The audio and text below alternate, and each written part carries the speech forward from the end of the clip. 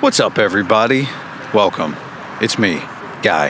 Hey, Guy Haberman here, and it is time for a much anticipated, often duplicated, this is definitely not the original, Hey Guy Mailbag. I printed out, for those of you that are listening to this podcast, hopefully the audio is good. For those of you watching, hopefully I'm in focus. I had a couple hours to kill. I wanted to get this done today, and I knew I had like an hour to kill in San Francisco, and so I just came out to this awesome new park they built out here by the Golden Gate Bridge. I think it's called like Tunnel Tops or something. I don't know what they call it, but it's incredible. If you haven't been out here, for those of you listening, it's a sunny day, a little breezy. Hopefully that's not coming across in the mic. I'm sitting in this red Adirondack chair, and tourists think they're seeing somebody. Hey, you a Niner fan? No? NFL? Football? Americano? All right. Well, printing these out was a choice, especially because it's windy, but we're going to give this a shot. So this is what happens. You go to the Apple podcast page, and you can leave a review. 5 stars in that review. Or I've got one here that's not 5 stars. In that review, you leave a question. Some of you left comments and no questions. Thank you. You're not in the mailbag, but thanks. I'm not going to read too many comments here. And, you can also, there's many ways, IG DMs, those will get lost. Emails, those will not get lost. Comments on YouTube, those won't get lost, but they may not get noticed, but I try to find them. So there's some of those worked in here as well. But here we go. We're going to start. Mailbag. Bird. All right. First up in this massive mailbag is Berg Music, who says 5 stars. Excellent show, big time fan. He said, my question for the mailbag is this. I'm in the camp of Brock Purdy is a good quarterback, but is he a franchise building quarterback? Can they pay him big time money and draft around him to win a Super Bowl based on what we've seen so far? I'm not so sure. It's a good question. You don't have to answer that question before you pay a quarterback, as we saw with Trevor Lawrence last week. You just kind of get paid. But that said, if the day comes, if you draft well, it can work. I guess I should say when the day comes. And I went back and looked at Kansas City. Kansas City is an example of this. Now, they didn't get much out of their last year's draft class. They got a little. Rashee Rice scored 7 touchdowns for them. Turned into their best receiver. So they got him. That's not insignificant. That was significant. Their first-round picks, Felix and Duque Uzama, didn't really do much. He was not a George Karlaftis impact-level player. He played a little early, and then Charles Omenihu came back from suspension, and the guy barely didn't play. I think got half a sack. So, time will tell. Like, even them with Andy Reid and Patrick Mahomes, they're going to have to keep drafting well. But they did draft really well the year before and the year before that. Listen to this. In 2022, they drafted 10 players. 8 of those 10 players, if you take out the 2 guys that don't play, the other 8 averaged 31 games played in 2 years. Trent McDuffie, George Karlaftis, Leo Chanel, Jalen Watson, Isaiah Pacheco, who was one of their 3 7th-round picks. So they got 31 games on average out of 8 of their 10 players. They're not necessarily superstars. Trent McDuffie, starter, they got superstar. Isaiah Pacheco, they got really good, excellent players. Maybe not superstars, but excellent players. But they just got guys they can put on the field. The year before that, 2021, the 21 draft, they only drafted 6 guys in that draft. But of those 6, 2 of them don't really play. 4 of them averaged 67 games. On average, they have played 67 games in the last 3 years. Nick Bolton, Creed Humphrey, the tight end, Noah Gray, and the tackle, Trey Smith. That's incredible. So out of their previous 2 drafts, what is that? 6 and 10 is 16. 4 and 8 is 12. 12 of their 16 picks, they're not all every game players, but they basically all of them have played full seasons or close to full seasons in their brief careers. So that's incredible. The Chiefs are winning. The Chiefs won. Yeah, they have Mahomes. Yeah, they have Andy Reid. Yeah, they got Travis Kelce. But all the guys they draft have played and contribute right away. So That's the recipe, even if your quarterback is Patrick Mahomes, and that'll be the recipe for the Niners when they pay Brock Purdy. Next up from CW says, I think it's clear that Jimmy Garoppolo question? Man, all this Trey Lance slander, and we haven't had any Jimmy Garoppolo slander in a while. CW says, I think it's clear that Jimmy Garoppolo wasn't a football fanatic. He thinks of it like a job and was thinking long-term for his whole career. That's not a knock at all, but Kyle is a football freak, and I think Jimmy's attitude just never sat right with Kyle. Yeah, I mean, it's early. Brock Purdy hasn't gotten uber rich like Jimmy Garoppolo did, and, he hasn't become a national sex symbol like Jimmy Garoppolo did and gotten a ton of attention. And, really it got to the point with Jimmy where, he did need to, hide. But, people would always drop these little notes like, I texted Brock, didn't hear from him. Jimmy, I texted Jimmy, haven't heard from Jimmy. No one says that about Brock, and they're always kind of just like, hey, bro, I know it's the off season, it's your time, but you kind of got to go above and beyond here if we want to do something special.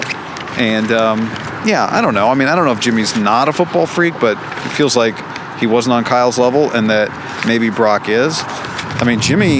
Matthew Stafford's got a contract to figure out in L.A. where Jimmy is right now. Next up from Mike. Mike says, Slick Rick, that's Ricky Pearsall, is going to get touches because he uncovers early. I like that. I'm going to start saying that. Instead of saying he gets open, I'm going to say uncovers early. like me with tequila. 3 Mississippi stuff. 1 Mississippi, 2 Mississippi, 3 Mississippi. Ricky Pearsall's open. Okay. He says his stutter step's going to be cornerbacks off the snap. Brock's going to see it. Assuming Aiyuk and Debo are still with us in 2024, the trio will be too much for any scheme. Oh, and there's a small issue with McCaffrey, Kittle, Juice being arguably the best of their positions. We may set records in time of possession, and I'm going to add M plus Jennings. Yeah, we'll get to that because a few people have brought this up. Time of possession doesn't mean you're running the ball. It does mean you're running the ball. But so we got super optimistic on Slick Rick. Yeah, I think the other thing with Slick Rick, he's going to uncover early because he'll be the third best cornerback is going to be on him.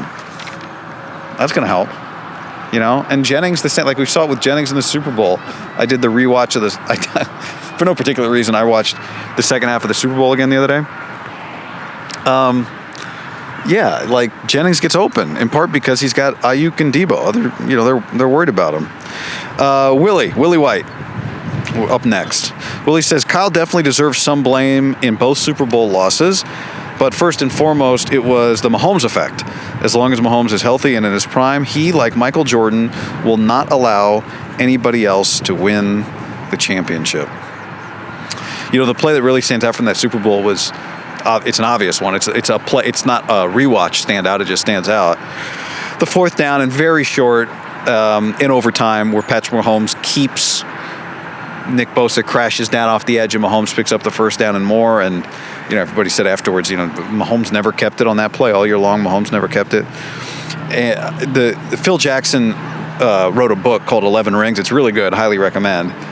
And one of the things that Kobe said in the book, if Phil wrote about it. He called Kobe a convert to the triangle offense.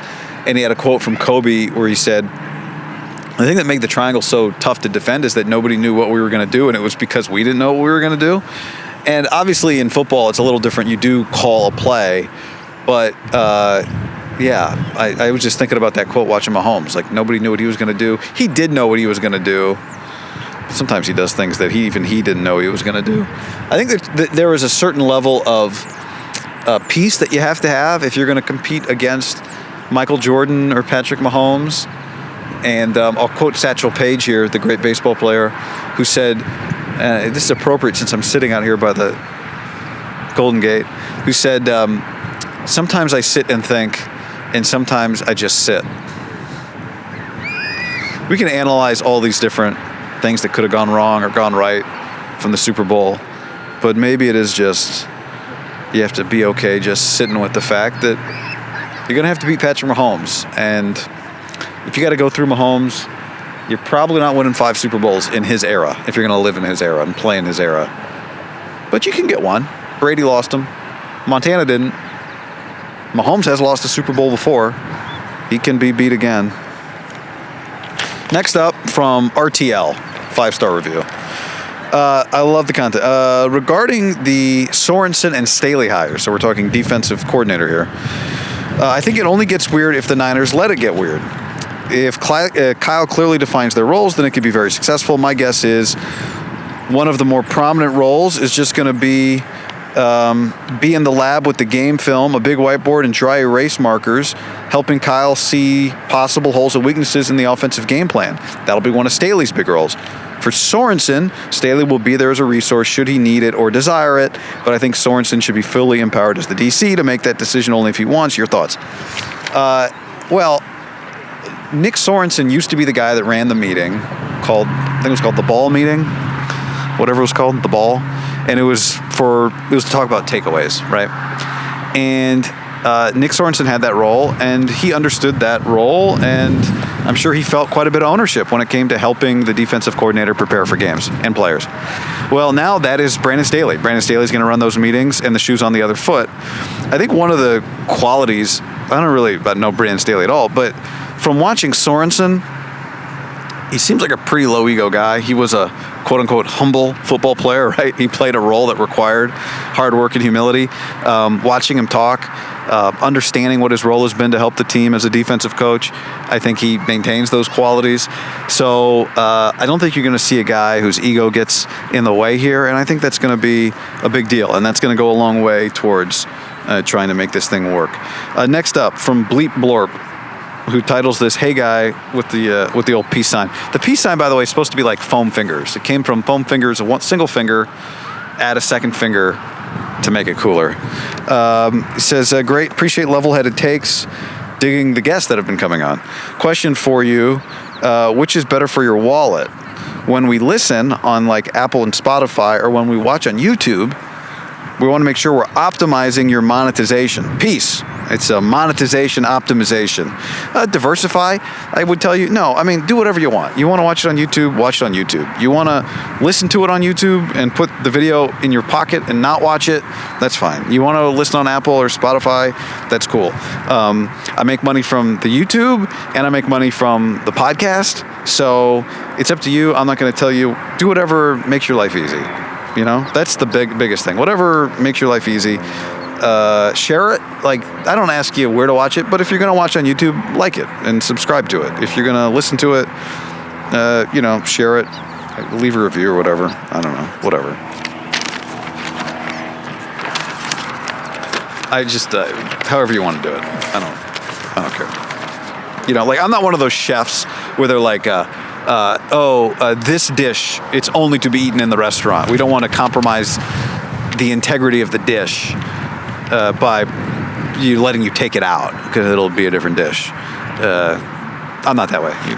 Also, this is not Zagat 5-star, 3-star, 1-star, I don't know. Carly B says, started listening after the Super Bowl. I was dissatisfied with most of the analysis of the game. You're the only one talking about the 2, 3rd, and 4 plays. Kept listening and have thoroughly enjoyed. All right. Thanks, Carly. I like the juxtaposition of the 2 Debos in your recent pod. The 70% effort guy who also drops the ball versus the yak maniac who breaks 5 tackles and houses it. After one play, both Debos are off the field grimacing like my Italian grandmother. Do you think we'll see an evolution in Kyle's offense post-Debo?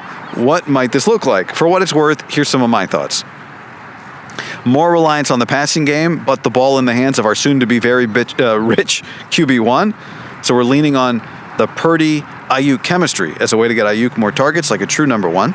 Number 2, using the newly drafted speed to stretch the field. Number 3, slick Rick at the Z position, but don't replicate Debo's role. Use his quick routes, his quicks, ability to beat off-man coverage in place of the yak, and insane physicality. Are we sure about that? But like Debo, get him to move pre-snap to help with press man. Will Kyle Shanahan do this? Sorry? Should he? Sorry for the length. Just excited to hear your thoughts. You know, I was thinking about doing a topic on this the next week or two, which is like the biggest person that Brock has to prove something to is Kyle. I think that factors in here. Like, post-Debo, Kyle gets more expensive. They will have to evolve, or Brock gets more expensive. And I think you're right, Carly.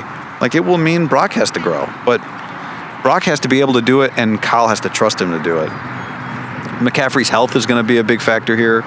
Juwan Jennings is going to be an impact here. Do you need a better offensive line? I mean, the beauty of Debo is that you've got a guy you can throw the ball to where the ball comes out super fast, or just fast. Fast means super fast. Where the ball comes out fast, and that's a big crutch in English language right now. It's super tasty. It's good. I mean, it's super fast. Well, fast means fast. Really fast? We have a word for it already. Next up,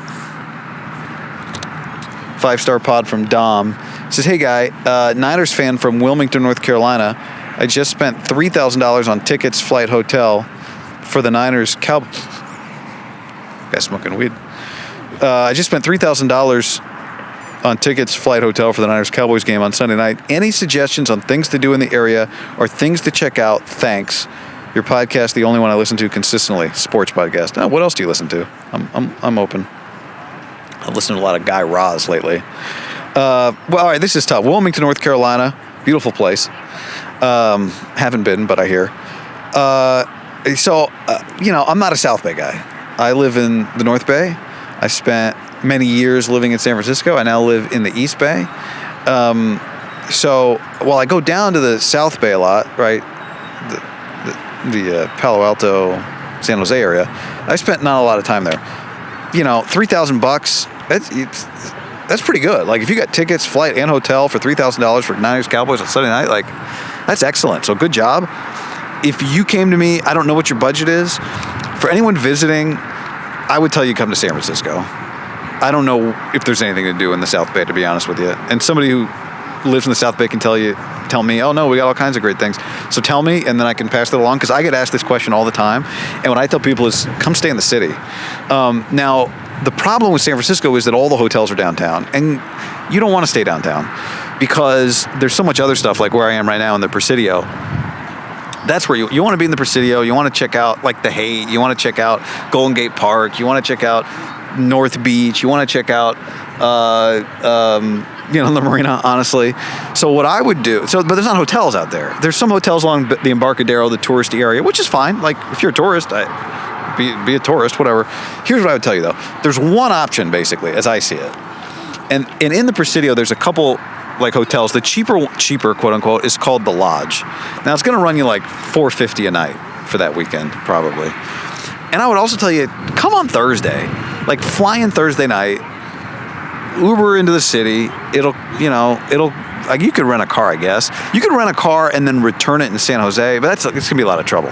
What I would do is, you fly in Thursday night, late, but you're coming from Wilmington, so you're going to gain 3 hours. You get to the city, you come to the Presidio, you stay there, you spend Friday and Saturday just exploring. Then, it's going to be nice, October. Then, Sunday morning first thing, you got all day, because it's a Sunday night game.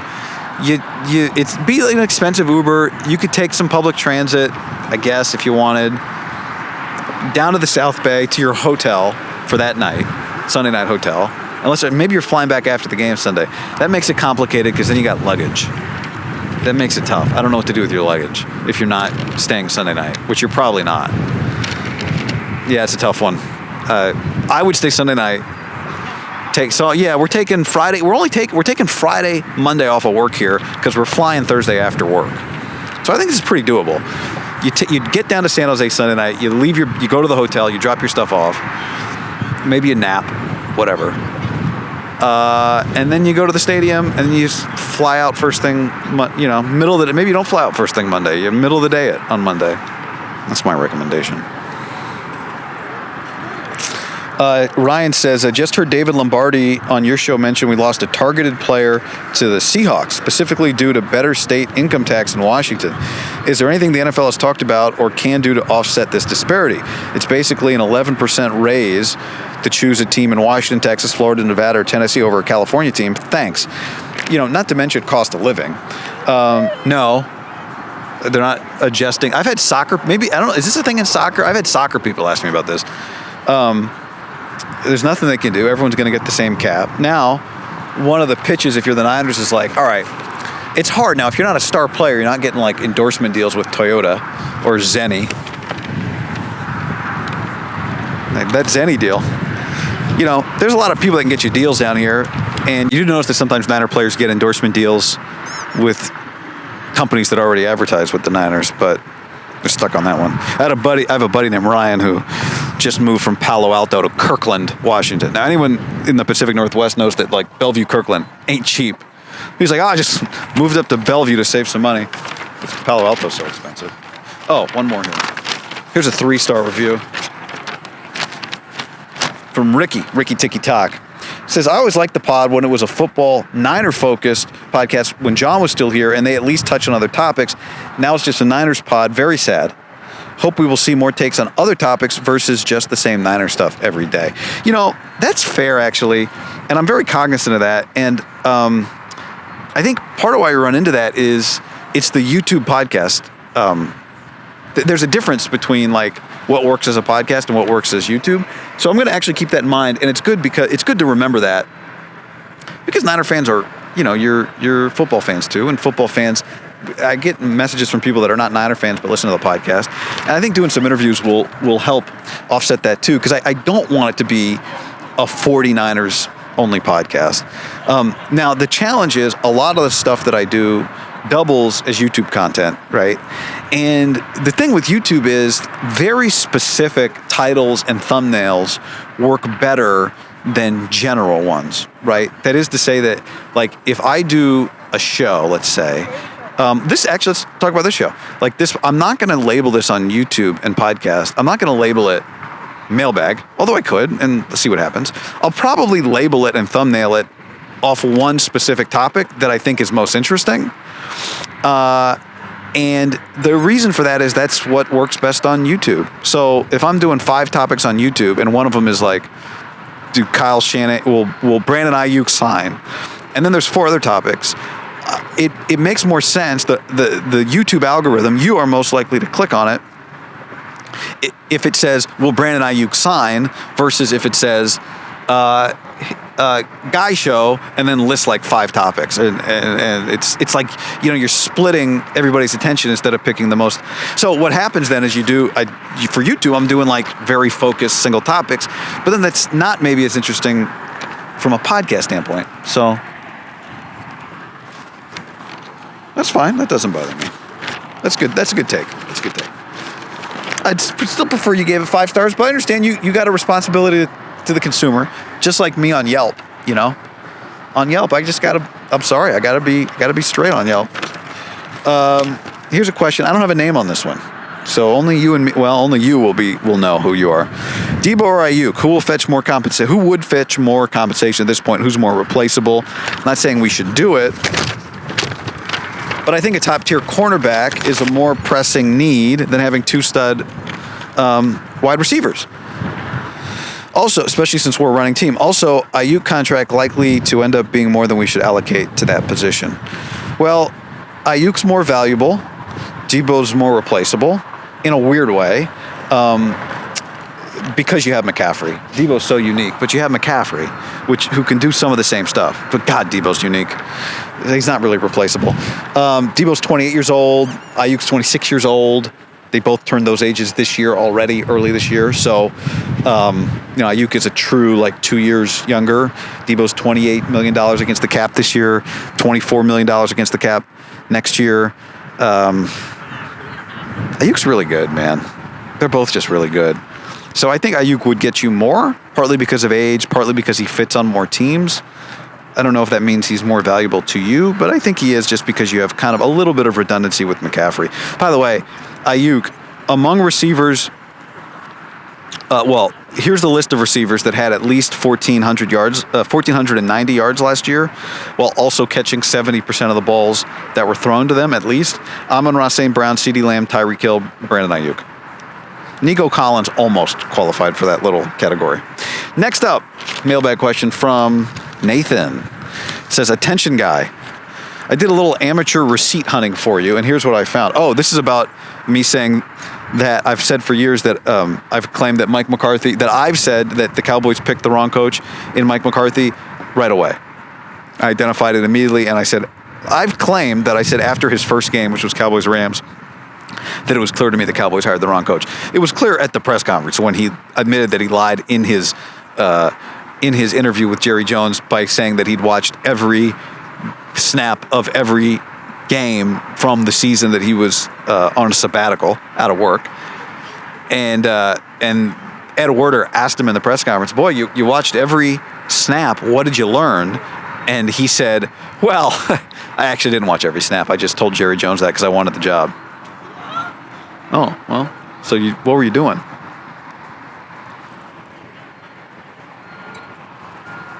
Anyway, receipt hunting. Here's what I found, Nathan.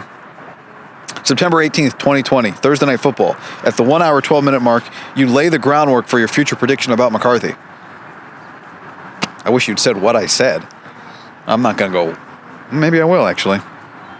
October 7th, 2020. Aaron Rodgers, scary for the NFC. Mike McCarthy isn't. That was the YouTube title. Approximately the 13-minute mark, you make a prognostication that he's the wrong coach at the 14:40 mark. Love all your hard work and content. Keep up the great work. You've helped me keep me sane on multiple deployments with the Navy. Cheers, your friendly neighborhood naval special warfare operator, Nate. Damn, Nate. If I'd remembered when I started reading this thing that you were naval special warfare, I probably wouldn't have asked you for more specifics on the early part. I mean, you're busy. You got special warfare to attend to. Thanks, brother. Man, thanks for what you do. Glad I'm out there on the seas with you. Because, Lord, I could not actually survive on the seas. So, glad I'm there in spirit and podcast YouTube form. Next up, who sent this? Alan. Alan says, it's not being talked about a ton, but I think it's going to be really important for the Niners to get a good linebacker this offseason. Having two linebackers on the field that can cover well has been a staple of this defense for a few years now. And with a third guy coming in on base downs, at this point we're running nickel the majority of the snaps. Aziz Al-Shire was awesome plug and play on base, or if Dre, Greenlaw, or Fred Warner had to come out. If we don't get a solid linebacker, this defense will take a step back. It's why I think kind of right now, other than Brock, the most important player on this team is Fred Warner, because I don't think they have that linebacker. Last year, Fred Warner was 6th in coverage grade from Pro Football Focus. PFF, it's kind of like GFF. And Dre Greenlaw was 11th. Devondre Campbell, who the 49ers signed, was 47th. D. Winters. Now, Fred Warner did say the other day that D. Winters is promising. That's great. Maybe Malik Mustafa is going to help them in this spot. D. Winters played less than 50 snaps in coverage last year. He was targeted 16 times, gave up 12 completions. That's actually pretty, that's 75%. Fred Warner gave up a completion 76% of the time he was targeted. I mean, it's just being a linebacker in pass coverage sucks. And Fred was still one of the top-ranked, top-graded guys in that category. Greenlaw was 69%. Dre Greenlaw was excellent at it. D. Winters only was in on 17 run plays. I mean, Devondre Campbell, the Packers, Quay Walker was the guy the Packers had that the Niners just roasted. And then we saw that one coming in the playoff game. But yeah, I think it's a whole. People are optimistic about D. Winters. Jalen Graham, I think is a problem. I'm not as optimistic as others on this topic. Next up, this is from Mark. Can we please refrain from having rookies on special teams? Aside from the return positions, because Pearsall could fill that, all 10 guys need to be vets with smarts. He sent this message before I rewatched the Super Bowl, and remember that Darrell Luter had the ball go off him on punt return, turnover. I don't think you can refrain from having rookies on special teams. You kind of need a place for these younger guys. You get so many star vets that don't play special teams. And by the way, I'm not convinced that Ricky Pearsall should be on special teams. My early philosophy on this, well, it's changed. My philosophy is constantly changing on the kickoff return situation. But where I'm at right now is give me a reliable guy who I know is going to pick up the ball, is going to catch the ball. If that means it's Trent Taylor, fine. If it means McCaffrey or Debo, fine. Is Ricky going to be that guy? Maybe. All I have to go off right now is one line drive kick that he didn't pick up cleanly in practice and minicamp. We're a long way to go. So maybe if Ricky can be that guy, it's actually going to be pretty that's significant.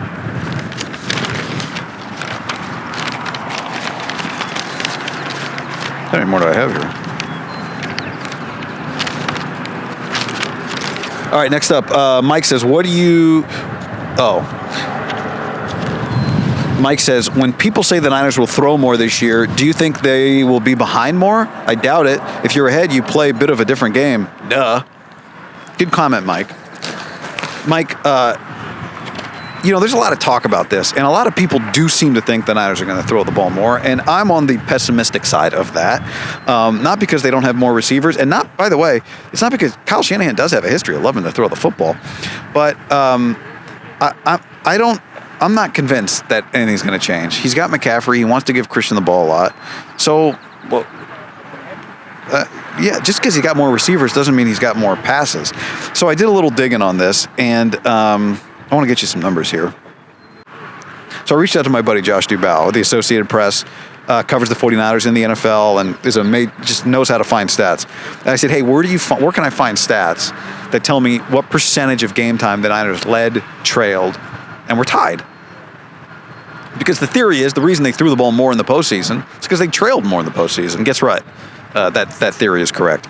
The Niners trailed in the regular season 21% of game time. In the playoffs, 53% of game time they trailed. 23% regular season, 53% playoffs. They were leading in the regular season 61% of game time, leading in the playoffs 23% of game time, major difference, and the rest is tied. They actually were tied more for a larger percentage of time in the playoffs, 23%, than in the regular season, 18%. So are they going to throw it more? Maybe they're going to throw a little more.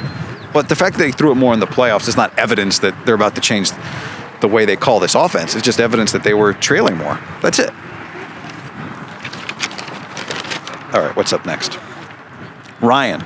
Guy, if the knock on Purdy is he hasn't done it for 3 or 4 years, how come that doesn't apply to Jordan Love or C.J. Stroud? Stroud was good for a year, and Love was good almost half a year. Yet the majority of the media ranks them in a tier or two above Purdy, and there's no path for them to catch up.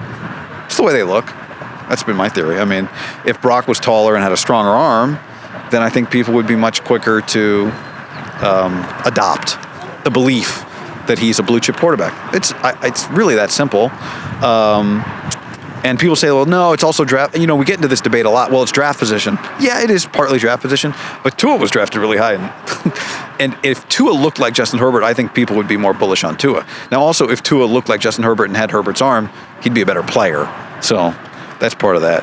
I think that my favorite kind of athlete is the golfer who dresses bad and is a really good golfer. Like the guy who looks like he just rolled out of bed and is just a baller. I wish I was that golfer. I'm not that golfer. The other guy that's always fun to watch is a guy that wears like all orange, sweet gear and stinks. I don't want to be that guy either. I try to be the guy that looks put together enough that maybe I get a little slack for sucking.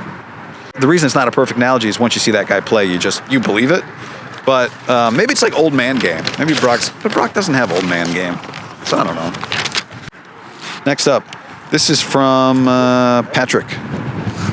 Nice save. Dog tried to get in. Hey. Patrick says, Nebraska football quarterback play. That's okay. I like this. I was a Nebraska football fan for a minute.